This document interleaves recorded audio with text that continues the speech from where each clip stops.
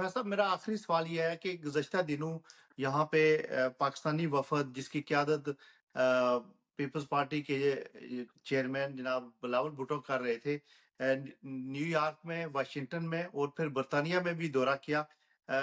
کیا آپ یہ سمجھتے ہیں کہ یہ اس دورے کا کوئی ملک کو فائدہ ہوا ہے، یا ریاست جموں کشمیر کا جو ایشو ہے اس پہ کچھ کوئی بہتری آئے گی، یا پھر پاکستان کے لیے کوئی بہتری کا کوئی عنصر نظر آتا ہے آپ کو؟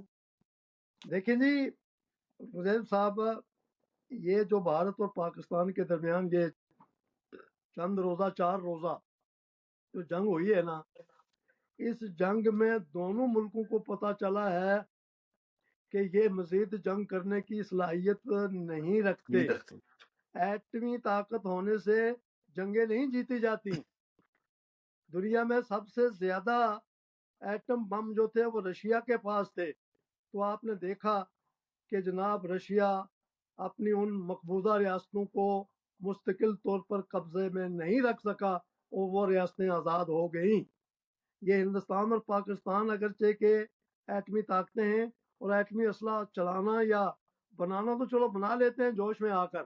لیکن چلانا بھی کوئی اتنا آسان نہیں ہوتا، اس میں اپنی جان بھی جانے کا خطرہ ہوتا ہے۔ اس لیے ابھی جو وفد گئے ہیں، بھارت نے بھی وفد بھیجے ہیں، بھارت کے وفود بھی گئے ہیں، پاکستان کے بھی وفود گئے ہیں۔ ایک وفد جو ہے وہ چائنا میں گیا ہے، میرے خیال میں وہ ہمارے جو اسحاق ڈار صاحب ہیں ان کی قیادت میں گیا ہے۔ ایک وفد جو ہے وہ بلاول بھٹو صاحب کی قیادت میں امریکہ میں بھی آیا ہے، اور برطانیہ میں بھی ہے، شاید آج تک وہ وہیں ہوں گے یا چلے گئے ہوں گے۔ میں یہاں ایک گزارش کرنا چاہتا ہوں سامعین سے بھی، ناظرین سے بھی، اور اہل فہم و فرات سے بھی۔ گزارش یہ ہے کہ وفد بننا چاہیے تھا ان لوگوں کا جو اس مسئلے کو، یعنی پانی کے مسئلے کو، دہشت گردی کے مسئلے کو اور کشمیر کے مسئلے کو سمجھنے والے تھے، اور وفد میں شامل ہونے چاہیے تھے گلگت بلتستان کے نمائندے، اس میں شامل ہونے چاہیے تھے بلوچستان کے نمائندے، اس میں شامل ہونے چاہیے تھے آزاد کشمیر کے نمائندے، اس میں شامل ہونے چاہیے تھے وہ لوگ جو ریاست جموں کشمیر کی تحریک آزادی اور تاریخ آزادی کا فہم و فراست رکھتے ہیں، تدبر کے ساتھ بات کر سکتے ہیں، اقوام عالم کو دلائل سے بتا سکتے ہیں کہ یہ ریاست جب تک اس کا مسئلہ یہ حل نہیں ہوتا، ان لوگوں کو آزادی نہیں ملتی، نہ ہمیں پانی محفوظ ہے، نہ ہماری مطلب کہ زندگیاں محفوظ ہیں، نہ ہماری معیشتیں پرورش پا سکتی ہیں، نہ ہمارے عوام کی فلاح و بہبود ہو سکتی ہے۔ اس قسم کے لوگ شامل ہونے چاہیے تھے ان وفود میں، لیکن کیا ہوا؟ میں یہ کہوں گا کہ یہ پرانی شراب نئی بوتلوں میں نہیں ڈالی گئی، یہ پرانی شراب پرانی بوتلوں میں ڈالی گئی ہے۔ یہاں چاہیے تھے بہت دور اندیش مدبر، یعنی کہ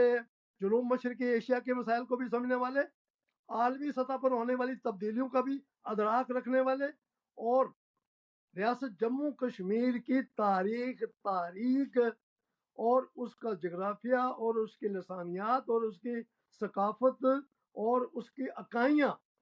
جموں کے معاملات سے بندہ واقف ہونا چاہیے تھا، وہ کشمیر کے معاملات سے بخوبی واقف ہونا چاہیے تھا، وہ گلگت بلتستان کے بارے میں واقفیت ہونا چاہیے تھی اس کو، اور وہ جو ہے وہ لداخ کے ساتھ ساتھ اقصی چین کے امور کو بھی سمجھنے والا ہونا چاہیے تھا۔ اور پھر چونکہ یہ مسئلہ دہشت گردی کا بھی ہے،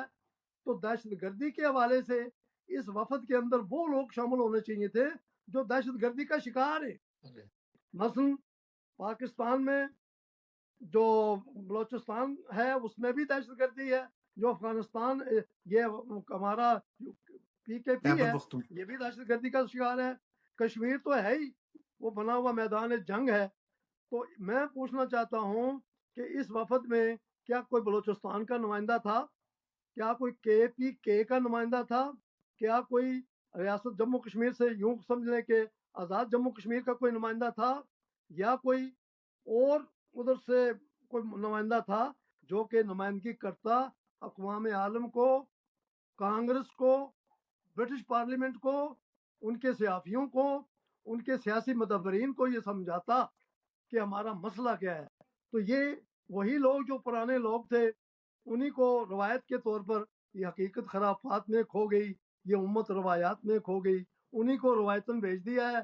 مکے گئے, مدینے گئے, جیسے گئے ویسے مڑ کے واپس آ گئے. واپس آ تو گئے ہم نے سوچنا یہ اور ہے قوم کا کہ ان وفود کا حاصل کیا ہے. پیسے کا بھی ضیاع کیا, اور قوم کے پیسے کا بھی ظاہر ہے ضیاع کیا. پیسے کا ضیاع تو ہے نا, وہ تو سیر سپاٹا تو ان کا ہوتا ہی ہے.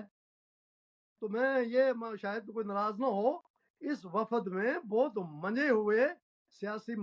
تدبر رکھنے والے لوگ, دہشت گردی کی تاریخ کو سمجھنے والے لوگ, بنیاد پرستی کو, انتہا پسندی کو اور دہشت گردی کی جو کیمسٹری ہے اس کو سمجھنے والے لوگ, اور بھارت جو کہ جعلسازی کر کے خود دہشت گردی کر کے پڑوسیوں پر یعنی پاکستان پر الزام لگاتا ہے, اس بارے میں بھی مکمل آگاہی والے لوگ ہونے چاہیے تھے, جو یورپ کی قوموں کو, یورپ کے مدبرین کو, یورپ کے سیاستدانوں کو, یوں سمجھ لیں کہ امریکنز کو,